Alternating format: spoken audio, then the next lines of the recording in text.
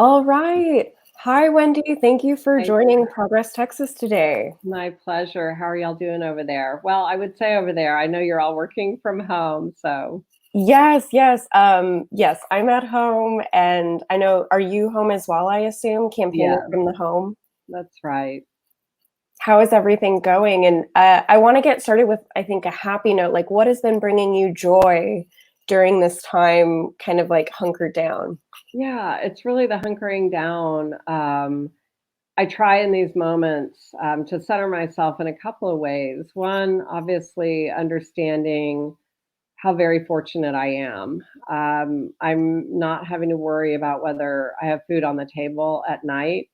And I have resources to continue to do my work from home and be fighting for the things that really matter to me right now. And I know that so many other people are really, really struggling. In the midst of all of that, I do try to center myself around the gratitude of the gift of my family, the fact that I'm able to be home, which is something that I haven't been able to do in a long time, literally years in my life, spend this much concentrated time in my home. And as you know, Tara, I think I got married about a little less than 6 months ago. And so Alan and I are enjoying concentrated time together, each of us working all day every day, but at least we're in the same house doing it. So That's wonderful. I know you have Ziggy as well, your dog. How are your pets doing? Are they he's excited doing to spend more great. time with you too? Yeah, I think he's really enjoyed having us both here. And the nice thing is, it's a great excuse for us to get out of the house several times a day and take him out and at least be outside for a bit. That's awesome. Well, I want to talk a little bit about what you're seeing in the community um, during this time where a lot of folks are staying at home or they're going into work and really, making sure that everyone else has the things that they need. What needs are you seeing in the community right now, and how are you connecting folks with resources? And there's so many needs right now. Mostly those are economic, as well as access to healthcare. And we created a resource guide on my website, wendydavisforcongress.com, that is broken down by the 10 different counties that are in this congressional district. This district stretches from Travis County to Bexar County, and then it takes in all the counties in between along the I-35 corridor, Hayes County, Comal County, and then quite a few counties in the beautiful Texas Hill Country as well. And we know that each of those areas has different resources available to them. So we wanted to make sure that we pulled all that information together and made it available to people. So if you have any questions, whether they're about access to healthcare, things that you need to access food, if you're an essential worker and you're looking for daycare for your children in a time when that's become a really hard thing to find, literally just about anything that you're looking for, you can find it in that resource guide. And if there's something that we don't have in there, I've encouraged people to please email me directly, Wendy at wendydavisforcongress.com. It does come directly to me, and I do see it and answer it. And we'll make sure that we connect you with whatever it is that you need. That is wonderful. And I know like you are a candidate right now for Congress, and not yet a congresswoman. So this is just, I think, fantastic that you are already working in the community and fighting for these resources for folks. Yeah, so it's who I am, but it's also important for me to show people if I had the privilege of serving them, the kind of public servant I would be for them. And I do have a public history that I can point to, a career of public service, but it's also important to let them know what I would be doing in this moment. And certainly would be doing things differently than the person who's in this seat right now. As you know, Tara, he voted against one of the coronavirus relief bills. It was a bill that provided more resources to the Texas Workforce Commission, to handle this huge backlog of unemployment filings that they've had. We now have over 1 million people in our state who have filed for uninsurance, as you know. And we've got to make sure that we address those needs immediately. The bill that he voted against also provided for paid sick leave. It provided free testing for coronavirus for people who don't have insurance. And as we both know, living in a state with the highest number of uninsured people in the country, that kind of access to testing is needed tremendously by a huge number of people. And it also included support for small businesses, which are hurting so desperately right now. I know a lot of people have attempted to access those Paycheck Protection Program loans to keep their businesses afloat, people who are trying to keep their employees employed, and to not have even further ripple impacts into the economy. I strongly support that program and want to make sure that it continues to get the funding that it needs. I'm sure you're aware that it ran out of money officially as of yesterday, and definitely need to see those resources bolstered so that the people who need it most can get it. And, just to say another thing about that particular program, there's been some news reporting on the fact that some folks, like hedge funds, for example, have taken advantage of being able to get that money without having to demonstrate the need. And as Congress is looking at this second round of funding for that program, I hope they will take a look at exactly what's happened in the last couple of weeks with the way that money has been doled out, and assure that it's given to exactly those small businesses that it was intended to. Those folks who serve us as our restaurants and bars and hair salons and print shops and so many other businesses you can think of that are really the backbone of this country's economy and who we need to be supporting as they suffer through this very challenging economic time. Absolutely. And I know some folks have started to get, a portion of that stimulus check included in some of the things Congress passed. I'm curious, what more does Congress need to do, and what more should the state do to make sure that folks are okay through this? The other thing that Congress has really got to do, we know this, Austin's a perfect example where you and I live, Tara. This economy is struggling particularly hard because we are a hospitality economy. The cancellation of South by Southwest, which of course was a very wise decision for the mayor and others to make, had an immediate impact in our small business economy here. And making sure that cities and states that are going to lose a tremendous amount of money in sales tax revenues get the kind of federal support that they need is tremendously important. Because while cities and states are bearing the brunt of the additional costs of delivering services to their communities for the healthcare needs that they have, they've simultaneously lost sales tax revenue that's really going to hit them hard. And what that means for us at the local level is we're likely to see an increase in tax rates. Obviously, we know in Texas that the legislature put some constraints around that. So cities are getting squeezed from every direction right now. We don't want to pass this on to individuals. This is something that our federal tax dollars that we've already paid ought to go to support. And I'm appreciative that our Democrats are fighting to make sure that our cities and counties and states are included in this next round of funding, and that we address these huge revenue shortfalls that they're going to be and already are experiencing.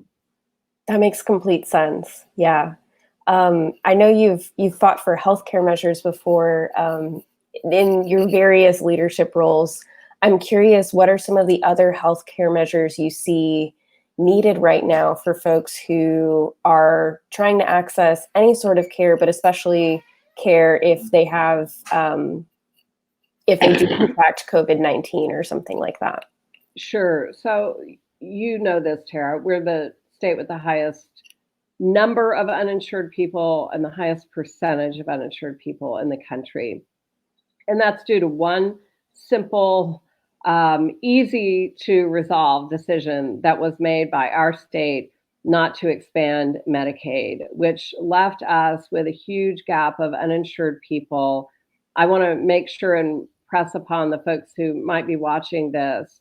Medicaid is for hardworking people. Its Medicaid expansion is for those people who don't earn so little that they can get supplements through the Affordable Care Act health exchanges, but they don't earn enough to be able to buy insurance. And so they're stuck in this gap. Hardworking families who cannot insure themselves because they don't have the resources to do that. That's what Medicaid expansion is for. And it doesn't just make sense in terms of providing access to each of those individuals to be able to get the preventive and the critical care that they need, but it also makes sense for our economy. There have been economic studies that have demonstrated the billions of dollars in lost economic engine support that we would have if we drew those dollars down. And let's be very clear, we've already paid those dollars. Those are our tax dollars, and they're going to other states because we made a decision not to bring them back to Texas for the people that need them. It's also having a really detrimental impact on rural hospitals. Rural hospitals really rely on those sources of revenue to be able to keep their doors open. And Texas has had the highest number of rural hospital closures in the country. And information that I've been seeing demonstrates that with the COVID crisis, with the fact that we've constrained medical care to only essential medical care right now, that's created a loss, an additional loss of revenue for these hospitals that had some money coming in for surgical procedures that they're not allowed to do right now.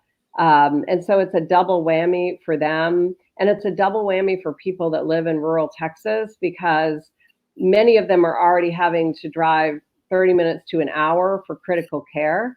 If we lose even more of those emergency services available to them, we're going to leave a lot of people without the care that they need. So Medicaid expansion, unbelievably important. It's a huge plank of my campaign that every person across this state and across this country deserves healthcare as a human right, and that we ought to be fighting for the kinds of policy decisions that are going to deliver upon that. And I'll work with anyone on any plan to achieve that. But I really believe that we need to build on the Affordable Care Act, create a competitive driver in the marketplace by having a public option for insurance, that public option that we hoped would be a part of the Affordable Care Act when it originally passed, and obviously allow some kind of subsidized buy-in into a public option like that, whether it's Medicare or some other program that's created. It's so important, and times like this show us why. And then the final thing I want to say about that is abortion care is essential health care. And the Yes, thank you. the governor and attorney general and others here have capitalized on the crisis that we're in to try to advance a political agenda to deny women that care in our state is absolutely shameful. And I know there are a lot of good people who are fighting to make sure that we restore that. But right now, we've got a large number of women in our state who can't get the care that we need. I'm so grateful for the Center for Reproductive Rights and NARAL and Planned Parenthood and others that have been fighting this through the court, who got a good decision that allowed some women to once again access that care here.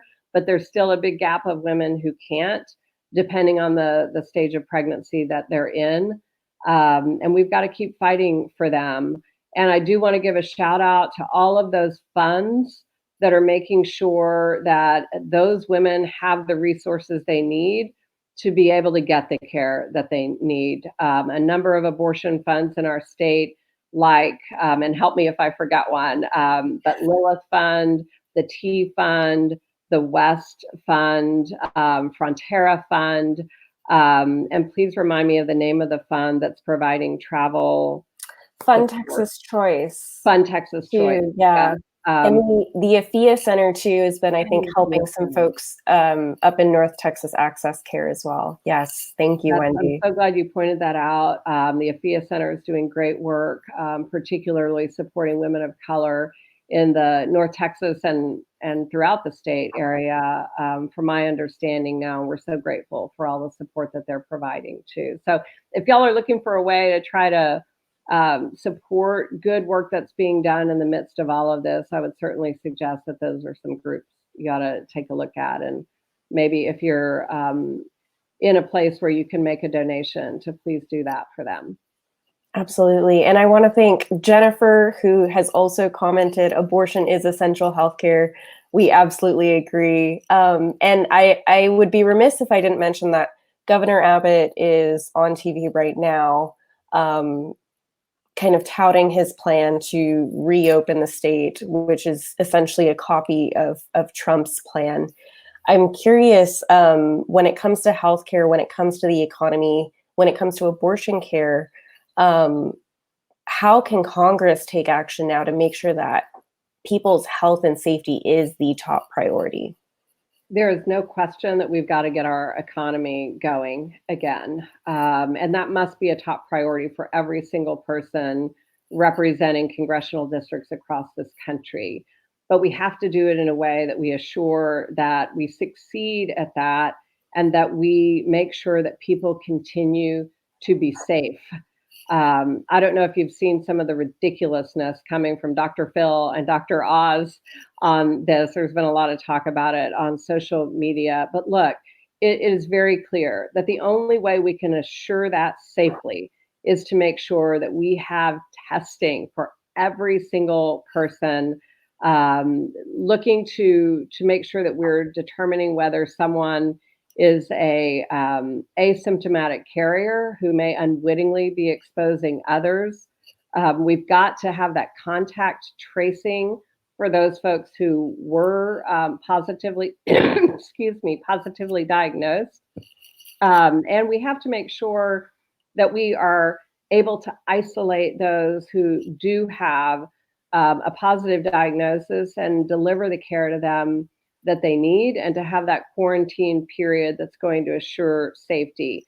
We cannot, without that widespread testing and each of those steps that I just talked about, assure that we can get the economy moving again in a way that's not going to put us back to square one. And the worst thing that could happen for the economy is if we do things too soon without all of that testing in place and threaten all of the sacrifices we've already made by winding right back up on square one again, because we didn't do it right. We cannot get this wrong. We can't afford to get it wrong.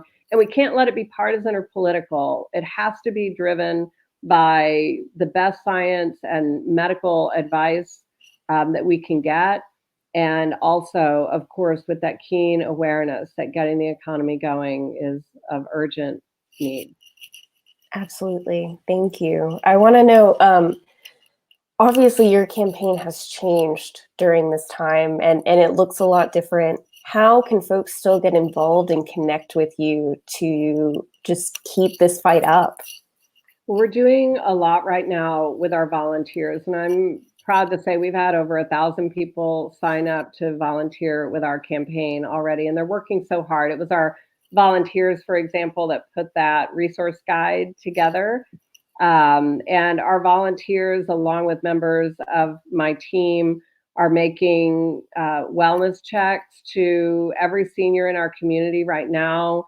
We're making phone calls, making sure that they're getting the kind of support that they need. And we're also trying to stay connected with people virtually, meeting with different groups online through Zoom conferences and Facebook Lives. Every Friday evening at 5:30, I've been doing a Facebook Live, usually interviewing someone of interest, particularly in this critical time to make sure that people get the answers to questions that they have. This evening, we're going to have Chad Dunn, who is the lawyer who just argued the mail in ballot case here at the district court level, along with Mimi Marziani, who is the executive director of the Texas Civil Rights Project, to talk about vote by mail, what's happening with that, what we can expect leading up to the July runoff in our Democratic primary here, and just to give folks the information that they need so that they'll be able to vote safely. So folks can tune into that on your Facebook page then tonight to hear that Correct. conversation. That's That right. is wonderful. And I mean, speaking of vote by mail, obviously it is a way that Texans can access the ballot box in a safe way. Um, how can we ensure that our state leaders listen to these experts that you'll be talking to tonight? I think it's hard for them to argue otherwise, and I think that Chad and Mimi will press that point much more cogently and articulately than I will. But the fact of the matter is that right now our vote by mail program allows you to vote by mail if you can legitimately claim a disability, and that disability includes the fact that your health would somehow be endangered. That was the argument that was made to the state district court, and I'm sure it will be appealed. But I think that reason is on our side, the law is on our side here, and I think it's hard for anyone to argue, Republican or Democrat, and again, this should not be a partisan issue, that people's health and safety should be jeopardized by exercising their constitutionally guaranteed right to express their opinion about who should represent them. And we can't be partisan about it. And we've just all got to do everything we can to make sure that people are going to be safe, not just the people who are voting, but those folks that we ask to work the polls and the jeopardy that they put themselves in, the risk they put themselves at if they're there. That makes complete sense to me. Yeah, well, I'm excited for y'all's live stream tonight. To wrap us up, what is something that you are looking forward to right now? I am looking more forward than anything in the world to this shelter in place being over and hugging and smothering my granddaughters with kisses again. I've been very disciplined about trying to adhere to the order, and my contact has solely been with Alan, who, of course, is a member of my immediate household. I miss my grandbabies like crazy. We do a lot of FaceTiming, and Alan and I went over for Easter and stayed in the car and watched them do a little Easter egg hunt in their front yard. But I'm really looking forward to being with them again. And I suppose if there's a silver lining to the time that we're in right now, and I think all of us could probably say this, we realize how precious things like that are, and never to take for granted again what a beautiful gift it is to be in community with each other, to touch each other, and to connect with each other in the way that can only happen when we're together in person. That is beautiful. How can folks, like, what is your ask of folks today? Like, how can they get involved? And we would love to have you sign up to volunteer on our website, please. We do have lots of work to do, even though it's virtual right now, but it's important and helpful to the campaign. Be a part of helping us to get people registered to vote and to turn out. If ever there was a time when we understood how very important our elected representatives are, it's now. And I want people to know that that fighter I've been for them in the past is the fighter that I'll be in Congress. And I think we need more of that right now. And I hope people agree. I agree, for sure. Well, thank you so much for joining us, Wendy. I so appreciate it. And I hope that You stay safe and stay healthy and have a wonderful rest of your day. Thank Thank you, Tara. you. You too, and thanks to all the great work that Progress Texas is doing. Y'all sign up for Progress Texas's weekly newsletter if you don't get that. It's really good. Thanks, guys. Thank you. All Bye. right.